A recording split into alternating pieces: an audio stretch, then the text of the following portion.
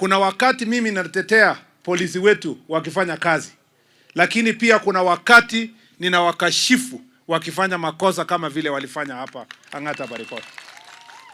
Kama waziri wa usalama ambaye wizara yake inasimamia idara hii ya usalama, ningependa kuomba msamaha wananchi wote wa hapa Ang'ata Barikoi ambao waliumizwa kwa sababu ya kitendo ya kinyama ya maafisa wa polisi ambao walifaa kulinda wananchi, sio kupiga wananchi na kuwakandamiza na kuibia mali yao.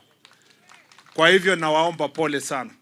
Nimesikia habari zenu, nimesikia wamama, nimesikia vijana, nimesikia hawa wazee ambao wameongea kwa uchungu sana, mpaka hata mimi nilisikia uchungu mwenyewe.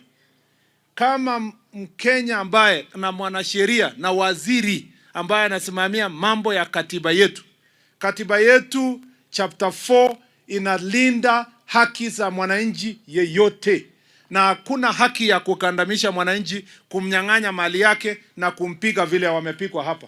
Na kwa sababu ya hiyo, mimi nataka kusema ya kwamba wale askari wote ambao walihusika na makosa haya watachukuliwa hatua ya kisheria.